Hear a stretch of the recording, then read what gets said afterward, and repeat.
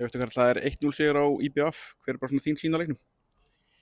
Bara mjög sterkur sigur. Þeir eru búin að vera á góðu skriði og bara þurftum að taka á alvarlega í dag og vinna vel fyrir þessum 3 punktum.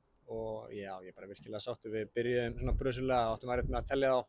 Svo bara náðum við að lagfæra aðeins pressun okkar og mér fannst það ganga miklu betur. Svo í seinni hálfleik kannski við byrja mjög vel, náðum einn góðu marki og svona kannski eftir markið þá gáfum við þeim kannski aðeins og mikinn tíma á boltanum og svona, en bara heilt yfir mjög góður leikur og bara sterkur sigur.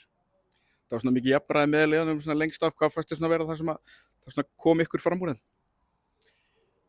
Bara, já, kannski er þetta að segja, en bara gæði á boltan í markinu, fáum hann einstaklingsgæði frá Gústa og það var mjög góð sókn, að mig minnir að minnsta kosti. Og já, bara, þú veist, ég veit ekki, kannski klísja, en bara mér fannst við vilja þetta aðeins meira og náðum hann inn góðu marki og svo var þetta bara einhvern veginn að sigla þessu heim. Svona eftir markið á svona svolítið duttið og svolítið niður, var það svona þín tilfinning á vellinum líka? Já, það var alveg mín tilfinning og eins og ég segi, það var svona kannski við gáðum aðeins mikið tíma á boltanum eftir að við skoruðum. Hefðum kannski þá átt að nýta möguleikana aðeins betur þegar þeir voru að reyna að sækja okkur, nýta kannski stöðuna betur fram á við, en aftur bara, þeir eru búin að vera á mjög góðu skriði og við bara þurftum að vinna fyrir sigrinum og gera það bara mjög vel. 3 stig í pokann og haldir hreinu, þannig að það er margt svona jákvætt sem hægt er að taka út úr þessu leik. Já, töluðum svolítið um það fyrir leik að reyna að tengja saman svona góða varna og sókna framistöðu.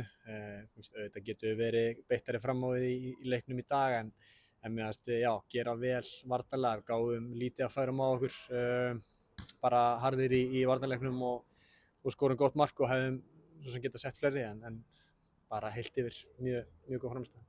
Og núna ágætis frí, mæti aftur hérna á þriðjudaginn með Verslunarhelgi, mæti Þór þá. Svona, ég ger ekki ráð fyrir að þið fáið mikið frí yfir Verslunarhelgina.